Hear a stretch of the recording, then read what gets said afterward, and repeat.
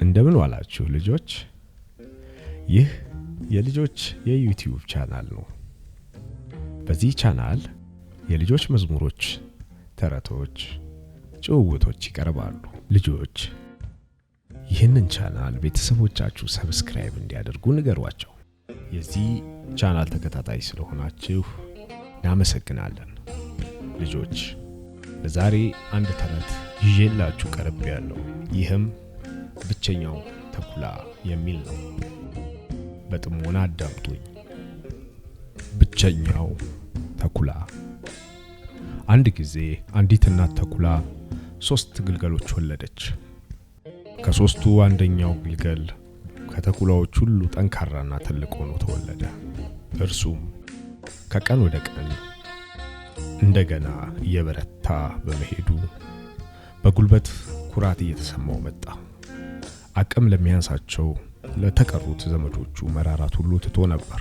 ለአደንም በሚወጡበት ሰዓት ወንድሙና እህቱ አብረው ለመሄድ ሲጠይቁት እኔ ፈሪ ባለመሆኔ የሚመጣብኝ ማንኛውንም ነገር መቋቋም ማሸነፍ ስለምችል እርዳታችሁን የምፈልግ አይደለሁኝም።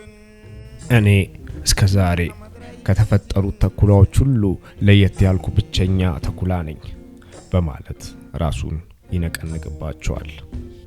የዱር አራዊት በሙሉ በተለይ አንበሳ፣ ነብር፣ ጎሽ በመጨረሻም ትልቁ ዝሆን እንኳን ሳይቀር የሱን ጓደኝነትና አብሮ ለማደን ሲጠይቁት ይህንኑ የመሰለ የትዕቢት መልስ ይመልሳላቸው ነበር። እንደዚህ እያለ አንበሳ እንኳን ሳይቀረው የአራዊት አለቃ እስከሚባልበት ጊዜ ድረስ አንድ በአንድ እየተጋጠመና እያሸነፈ ሲኖር አንድ ቀን ጃርትን አገኘ። ከዛ ጊዜ በፊት ጃርት መርዛማ እሾህ ስላላት ማንም አውሬ ደፍሮ የሚበላት አልነበረም። ነገር ግን ብቸኛው ተኩላ ፍርሃት ምን እንደሆነ ስለማያውቅ እንደ መብረቅ ዘሎ ሲያርፍባት የጃርቲቱ መርዛማ እሾህ በመላ ሰውነቱ ተጠቀጠቀበት። ከዚህ በኋላ እሾሆቹን ለመንቀል በጥርሶቹ የማይደርስባቸው በመሆኑ ቁስሎቹም አለመጠን ስላንገበገቡት የሚያደርገውን ስላጣ እያቃሰተ ሄደ። ዝሆንንም በሩቅ አይቶ ወደ እርሱ መጣና እንዲነቅልለት ቢጠይቀው ዝሆን አንተ የማንንም ጓደኝነት እርዳታ የማትፈልግ ጠንካራ ተኩላ በመሆንህ ልረዳህ አልችልም በማለት እያሾፈበትና እየሳቀበት ሄደ። ብቸኛው ተኩላ በዚህ ሁኔታ በጣም ቢናደድም ቁስሎቹ አሰቃይተውት ነበርና ሌላ እርዳታ ለመፈለግ ሲሄድ ከዚህ በፊት ጓደኝነቱን ጠይቀውት የነበሩትን አውሬዎች አንበሳ፣ ነብርን፣ ጎሽን፣ ሌሎችንም ብዙ በየተራ ያገኘ እርዳታቸውን ቢለምን ዝሆን የመለሰለትን መልስ በማሾፍ እየመለሱለት ሄዱ። ብቸኛው ተኩላ በዚህ ሁሉ መልስ እፍረት ስለያዘው ከአንድ ቁጥቋጦ ስር ተደብቆ ሲተኛ ሌሊቱን ሙሉ ቁስሉ አለመጠን ሲያሰቃየው አደረ። በማግስቱ አንዲት ትንሽ የጫካ አይጥ ወደ እሱ መጣ።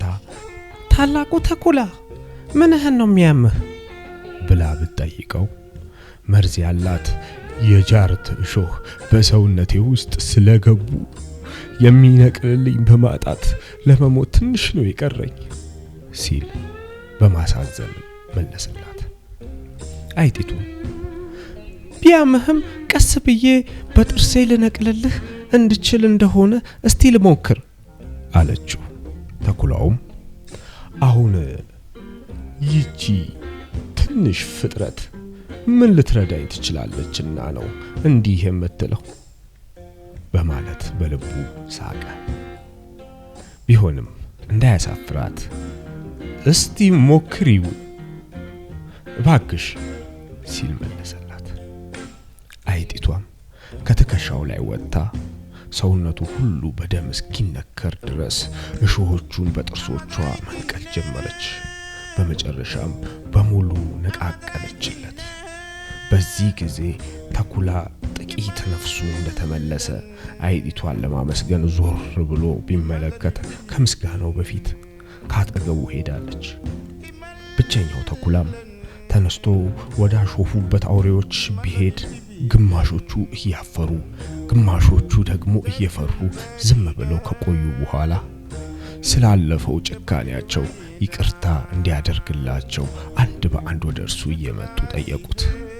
ከዚያ በኋላ ብቸኛው ተኩላ ያለ ጓደኛ መሄድን በመተው በዱር ውስጥ ያሉት ግልገሎች ሁሉ ብቸኛ ያልሆነው ተኩላ የሚል ስም ስላወጡለት ሰማና እየሳቀ አንድ ታሪክ ላጫውታችሁ ብሎ አሁን ከዚህ በላይ የነገርኳችሁን ታሪክ አጫወታቸው።